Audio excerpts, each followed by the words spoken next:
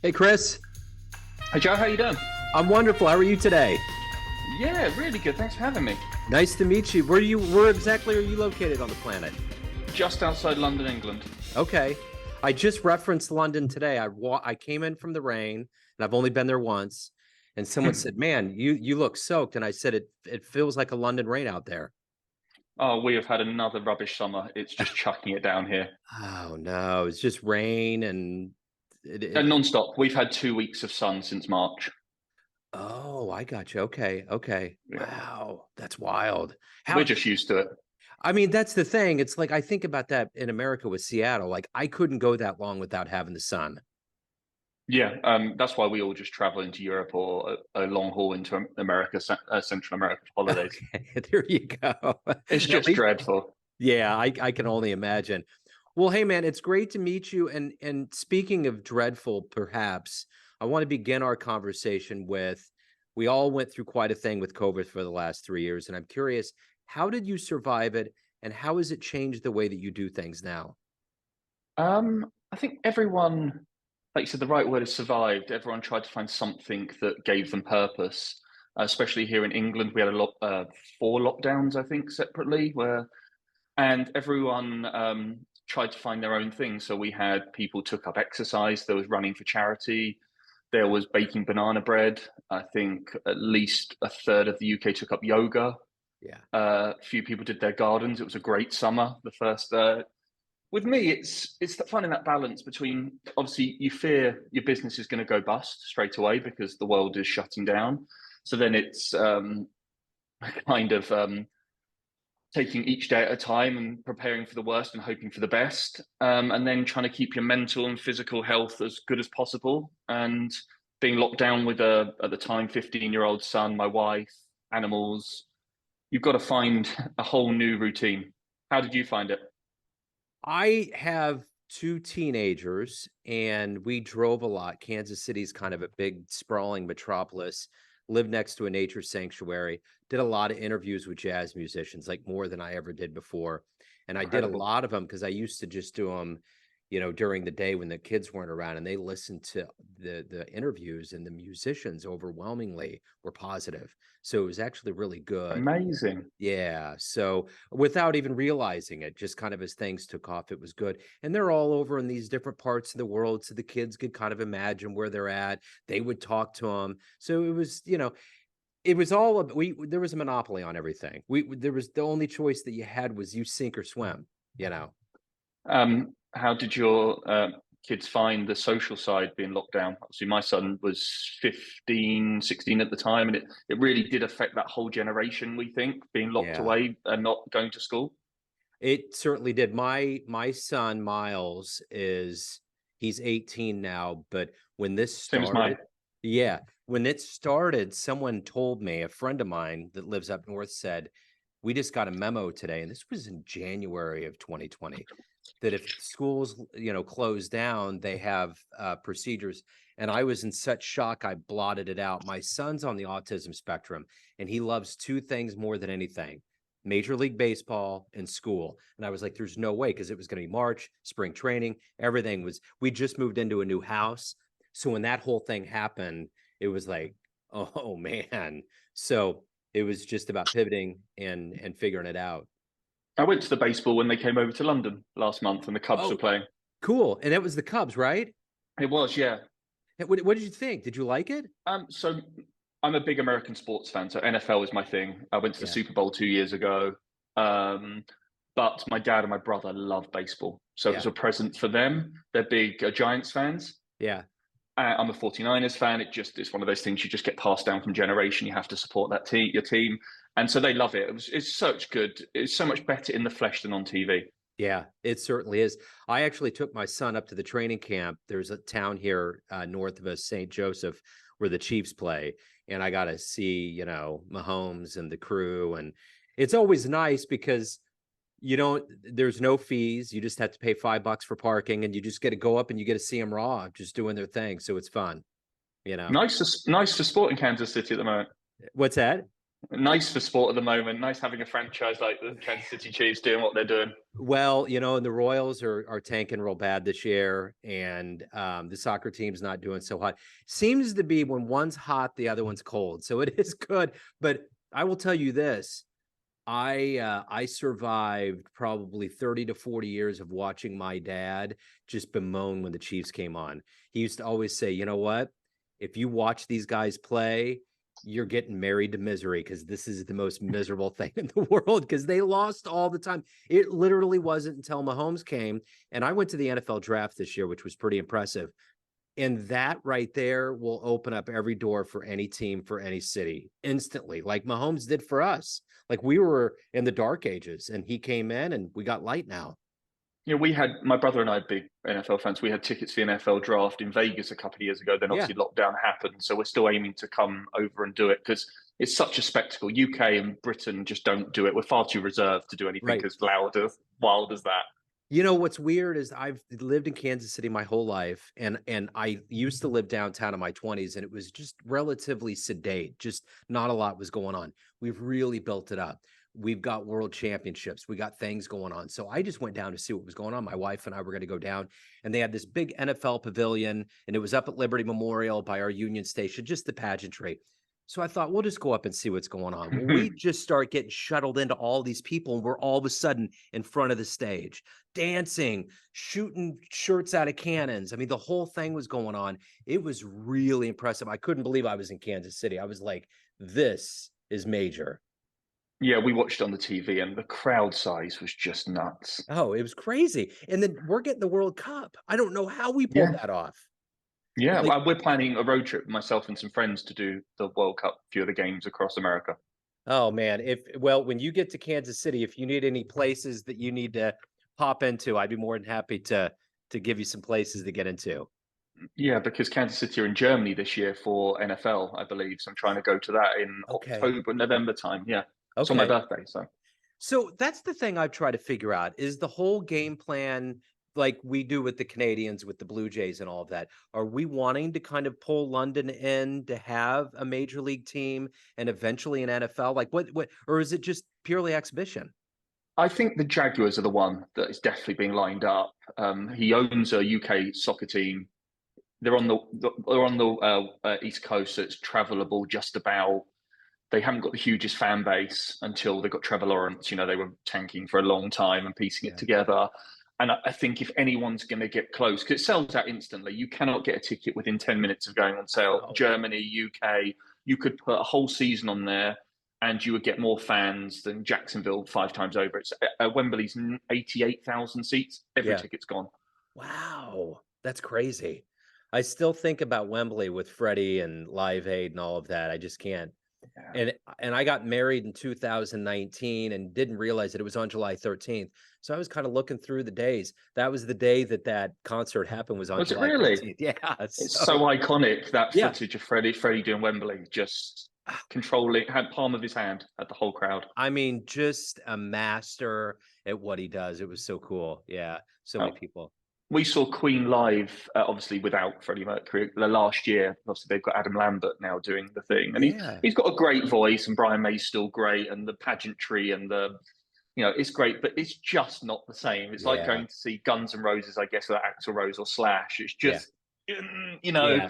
my wife adores them, so I like, have to go and see them. But Yeah. yeah, Yeah. It's wild because Guns N' Roses, their original incarnation, the only person they don't have is the drummer. And I actually interviewed the drummer, Steven Adler's mom, Deanna. no way. Yeah, Steven had a really bad drug problem. She wrote a book on it. I mean, it was grueling to get through, like what he was doing and how he was doing it. Yeah. So I guess, and I've never seen the clip. It exists, but Axel actually fired him at an MTV Video Music Awards No show. way. Yeah, he was up and he said, "We're done. You're out." And he Enough's never enough. got back in, So, but Just shows that affects even the greatest. yeah, right, exactly. Yeah. So, well, let's get into your life and exactly what you do. I know you're an entrepreneur and you're an author, but let's kind of get to the essence of it. I'm going to put you in front of a bunch of grade school kids, let's say 10, 11-year-olds. One of the kids looks up, you're at career day, and they say, "Hey, what do you do for a living?" How do you answer that child? So I actually work in interiors and furniture business. But when I wrote the book, the reason I wrote it was actually for anyone that could pick it up that didn't really know how to start a business, because I think what I do is actually irrelevant a little bit. What happened to me is I've got a law degree from university, haven't used it once in my life, don't know why I did it. You know, the whole parents go to university, get a good degree, or open up a door for you to go and do something. You watch far too many American programs where being a lawyer is much more glamorous than actually being a solicitor in the UK. And you get halfway through your degree and you go, what the hell am I doing? You know, just this isn't for me. I like working with people. I like the flexibility of life. I like traveling. I like all these different things. And one of the things you're also taught at school is like, do what you like, do what you're good at, do what you're good at. No, sorry, do what you like. It should be do what you're good at, because you go further in doing those things. Scott Galloway talks about it a lot and says, you know, you will enjoy it more if you're good at it. I guess it's like sport. Hmm. You know, if you happen to be good at soccer or baseball or something, you enjoy it more because you like being top of the class.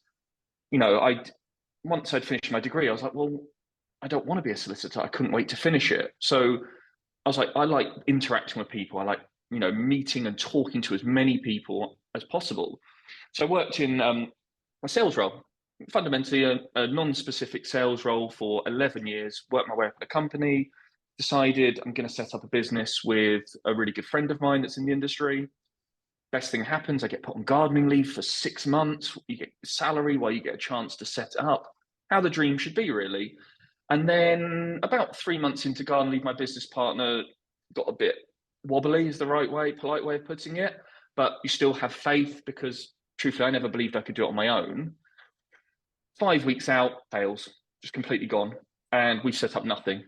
And I'm so we're talking about 6, 7 years ago, 30 years old. I've got a 13-year-old child. I've got a nice house, a car, that are all in that whole sales routine, you know, living outside your means. And I've got one more paycheck in 5 weeks, and that's it. Not a penny to my name. And what it really taught me is you have to just kind of wing it. You have to just throw yourself at it and commit everything you have to do what you have available to you. And if you put enough hard work in, you can find ways around it.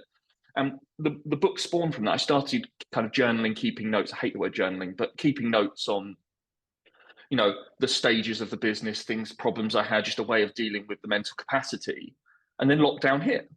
And I looked at one chapter, I was like, oh, for my mental health, I'll just start expanding on that. And it turned into 2, 3, 4.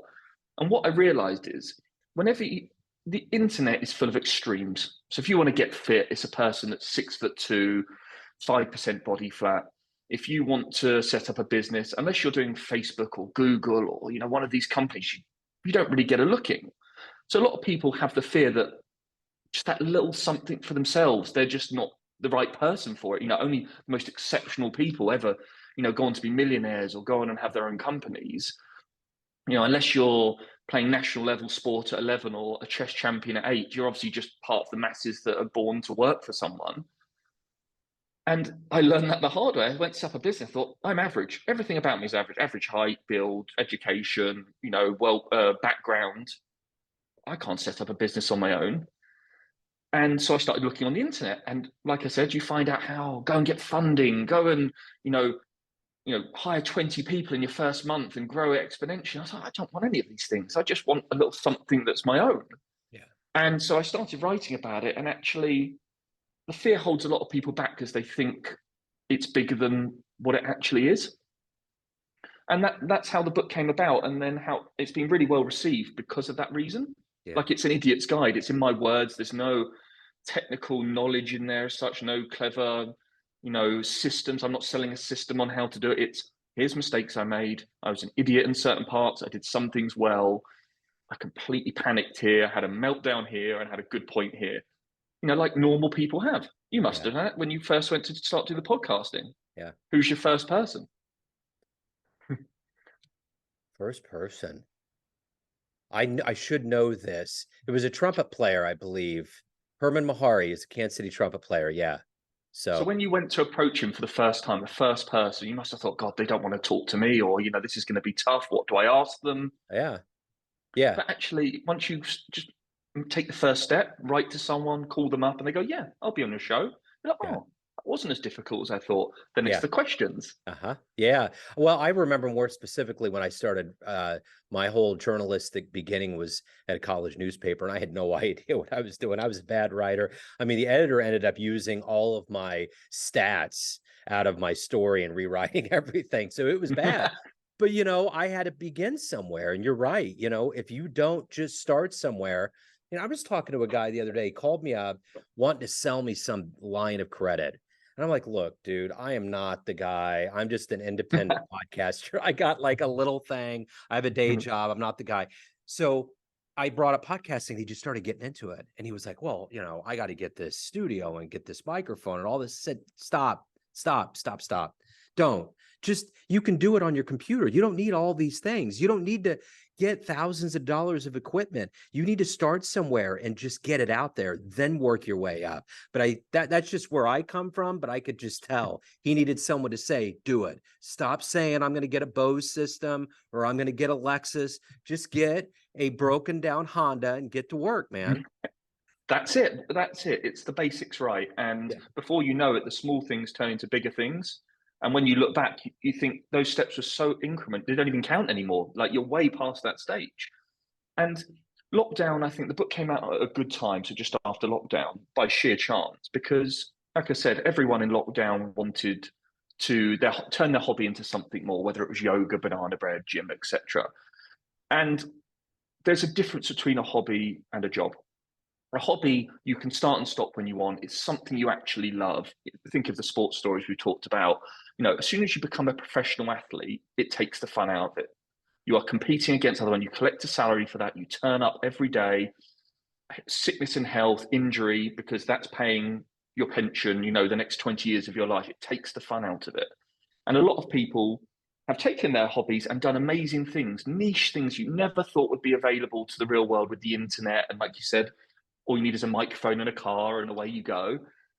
And the book really well received because a lot of people tried to turn their hobbies, realized there is no money in the hobby. And a lot of people had this real great niche idea and now have a newfound confidence because of lockdown that they just want a little something. They just want something that pays their bills and gives them a bit of economic freedom and a chance to take their kids to school twice a week and go on a nice holiday. They're not hoping to, be a tech millionaire and retire at 35. They're happy with their lifestyle choices. Yeah. Yeah, for sure. That's totally true. So let me ask you this. Who's been kind of a hero or an inspiration for you in your life? Um, Early on is obviously my mum. I didn't live with my mum, but her whole motto was kind of reach for the stars. Even if you only get halfway, you can say you gave it a shot. Yeah. She was always disgustingly positive like that around me. When my partnership didn't happen and I was in full meltdown mode and panic mode, because obviously it questions everything about you, your ability to provide for your family, that kind of whole alpha thing, that's bullshit. But I've got to provide for my family, be the leader, be the strong one. My wife was incredible. She always is. She's always super supportive, but we balance each other really well. And she works in charities and she helps lots of wonderful people. And I deal in a capitalist society that spend lots of money, and we kind of counter each other really well. She does Yeah. the good in the world, but she's a great sounding board. She has a lot more empathy and understanding, and looks at the world differently. And we're a brilliant team. Yeah, that's wonderful. So if you can meet anybody alive on the planet right now and spend some time with them, who would it be? Oh, I have a list as long as your arm for this. Who would I like to be? Alive is tricky. Dead would have been Robin Williams, Yeah. absolutely, because I think if we were, I'm torn between famous people, athletes, actors. Who would I like to meet? There's a person, I'm not sure if you have it over there, called Ricky Gervais. He's a Yeah. Oh, comedian. yeah. He's great. I Yeah, love he him. did Afterlife. Well, Yeah. he's lives very close to me actually. I would quite like to meet him. He has Yeah. lots of similar opinions, and he doesn't really care what you think, and Yeah. his humor is a bit too far in places, but you know what I mean. I think you'd have a great stories with him. Football wise, there's obviously a player for Liverpool. I'm a big Liverpool fan. I'd have one of them. You know, it's just one of those tick off your list. What about you? Who was on your list? Oh man, this all started because I'd love to meet somebody like Bill Clinton or Barack Obama, someone like that. Um, those would be probably some of my top people. I don't know that I'd want to talk to Elon Musk. I think there was an era for him that existed, but I think that quite honestly, he's gotten to a point where I just don't know if I really would be into knowing anymore. I think I know too much. I think So if you'd, it's amazing. So I have a discussion with some friends about this, and I think if you'd asked 2 years ago, with the companies he set up, he's put in the bracket of all time entrepreneurial. You know, he will go down, and maybe in 100 years he'll still be remembered. And even like Howard Hughes, you'll have this window of ex Twitter. You know, did he have a midlife crisis thing? And you're not allowed to say that online. You yeah, are not allowed to say that because he's thinking 10 years ahead of you and you don't fully understand it. But you know, with Solar City, Tesla, Starlink, SpaceX, you know, just keep going. It's incredible. yeah, I just, yeah. yeah, yeah. We got it. We got the story. Yeah, and that's where But I'm at isn't with it. he? No, go He's an ahead. extreme of the internet, which you have in every form, every social media now. You know, you have to say something controversial or do something extreme to be noticed, and you get addicted to that. We Yeah. don't have the equivalent of Donald Trump or Elon Musk in Britain. We've had a few like beige versions of the political spectrum over here, but British people just don't go as far as that, Yeah. you know. Right. So it's Right. quite interesting looking from the outside in. Well, Boris Johnson was kind of was he pretty radical? I mean, what's your take on him? Oh, no, you should never talk politics, religion, right? and Well, what do you think? I guess So, just from yeah, not getting into it too much, but he just looks a little bit unhinged. um, he was in it for himself, a Yeah, bit like Trump. You can pretend all you want that you're in it for the e- people, but exactly. you're in it for yourself. That's And you're right. there's a famous saying, isn't there? You are the mix of your closest five friends or five people around you.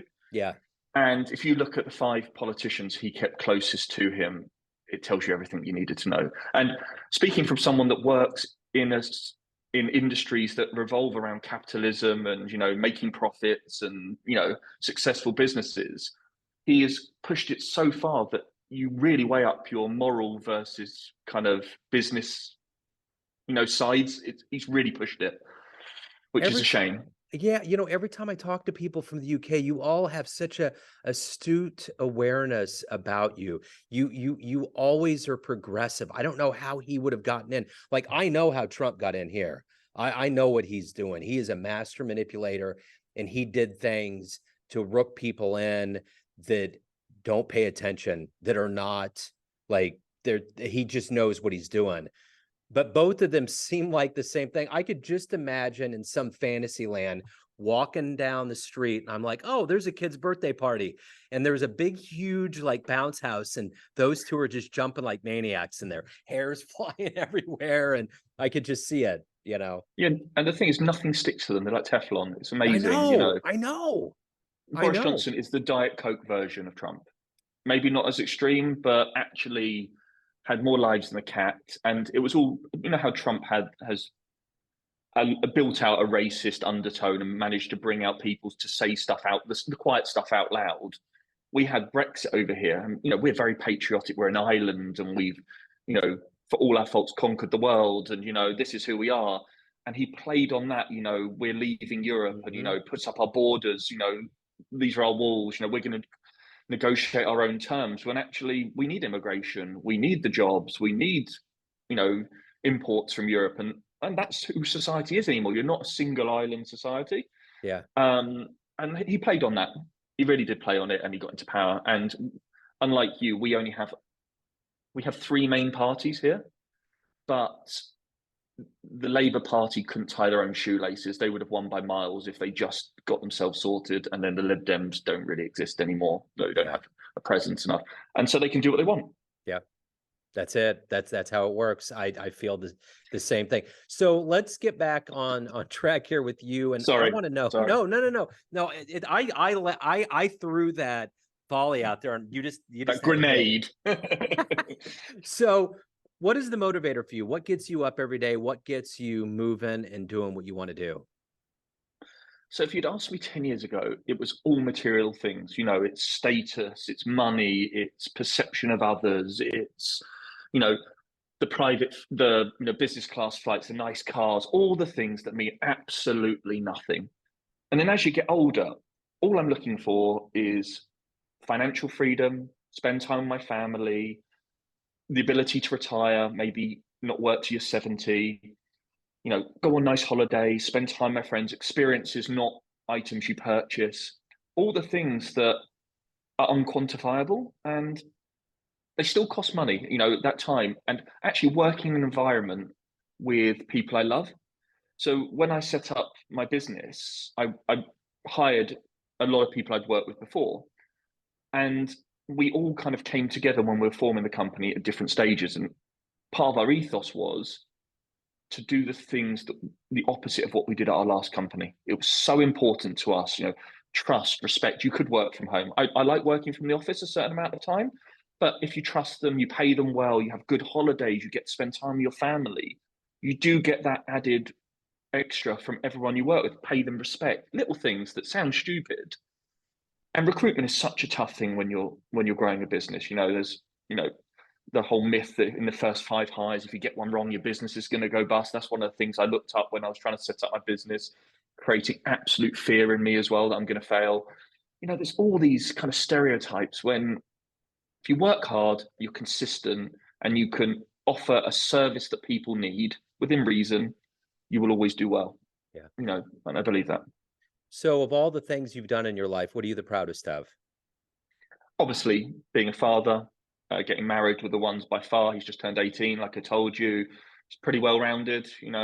Could be a bit more energetic at times, gets to that teenage stage a little bit, but he's off to university in a couple of months. Um, I have a great group of friends that we've all been close from school, and I'm happily married. And like I told you, I went to the Super Bowl a couple of years ago. That was my treat. And once someone asked me, like, oh, you've got to grind, you've got to grind, you just got to keep going, keep going. So, well, if you don't get to enjoy any of the bits you do, Yeah. why do you do it? So myself and my brother went over to LA for when the Rams won the Super Bowl. We both love NFL. We're never going to do it again. It cost a small fortune, but that was my treat after 5 years, just to Yeah. go and watch some NFL, play some golf. Good for you. Absolutely. So let's say you have a dream tonight. You run into a much younger version of yourself, say in your 20s. You could give that version of you a piece of advice based on the wisdom you've gained to this point. What would you tell your young version? I would definitely say that the opinions you think people have of you, they're not even noticing you. I think that's completely true. I will always have a chip on my shoulder. I'm competitive in almost everything I do. That's what makes me. But I'm very harsh on myself, I'll say. I keep trying to keep myself healthy. I'm always trying to do better. And I always used to set benchmarks that were unattainable, and then you beat yourself up for not achieving them. I would definitely tell him not to sacrifice as much as I did in my 20s for my family. So I used to fly to Asia between 15 and 25 times a year in economy every Wednesday, fly back every Sunday, out Wednesday, out back Sunday. I missed birthdays, I missed parties, I missed anniversaries, all because it's for the long term. We're going to be better off for this. We're going to be in a better position. After about 6 years of telling yourself the same story, it's like, well, where is it? I was grey, I'd put on weight, I was eating unhealthy, I was drinking too much, not getting to exercise because you're flying and your body clock's all over the shop. When's enough? Yeah. Yeah. Like you, what's the definition of enough if you asked yourself 10, 15 years ago? You enjoy what you do now much more than what you did before? Yeah, sure. Yeah, we evolve. Yeah, and you get to a point where you get a more refined sense of what you want and how you want it. And I think in life you figure out what you're good at and what you want to be good at and what you want to hold a high regard for. I remember one of the best compliments I ever got was years ago. There was a woman that lived across the street from me when I was early in my fatherhood days, and she was a nurse at one of the schools, and I'm an IT technician by day.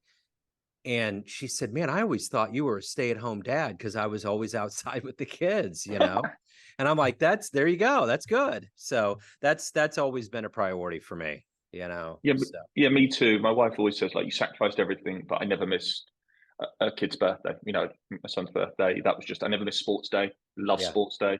yeah, No matter what, rain or shine, never missed it. yeah, yeah. That's good. So let me ask you this. Everyone out there has all these pockets of people have perceptions of you, family, friends, clients, colleagues, but you run the show. What's your perception of you? Who do you think you are? Oh, that's a tough one. I would think I'd hope that people think I'm empathetic, but at the same time, and fair.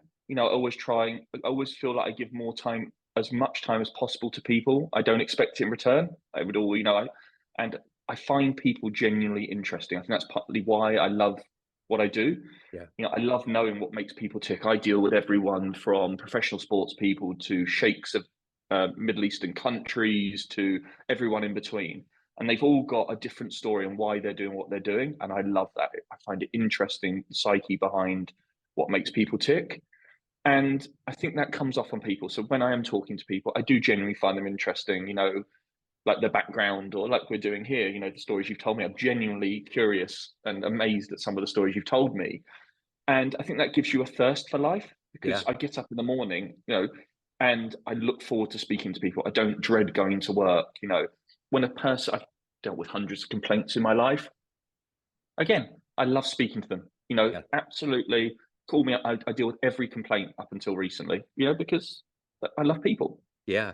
It's kind of that idea of that book with Studs Terkel when he was interviewing everybody, all the working people. Have you ever heard about that book? I have heard of it, but I haven't read it. Yeah, it's interesting. I was listening to a podcast last summer, and they had clips of it, and he interviewed people, and it was just really interesting, like things that were coming out at the time. This was in the 70s.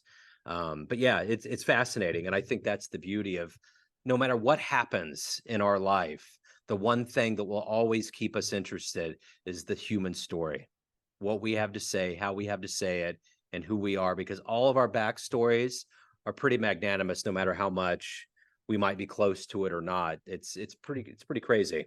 Um, You must have spoke to so many people and different walks of life. It must be incredible the stories you've heard. oh man, there's just things sometimes I walk into and I'm like, whoa, what's going on? And it's amazing. And there's so many people out there that have amazing stories, and there are great little vignettes. Like there was a guy I interviewed a while back, and I had no idea I was going to get into this, but he worked with OJ Simpson like before the murders happened. He was doing an exercise video with him and had no idea.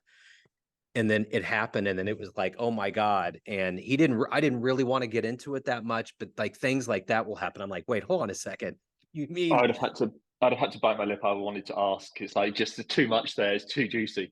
the one thing I did do though was I was like, look, I don't want to really get into specifics, but did you have any idea? And he said there was a level of mania that was going on that was off the charts. And that's all I needed to hear. You know, Yeah.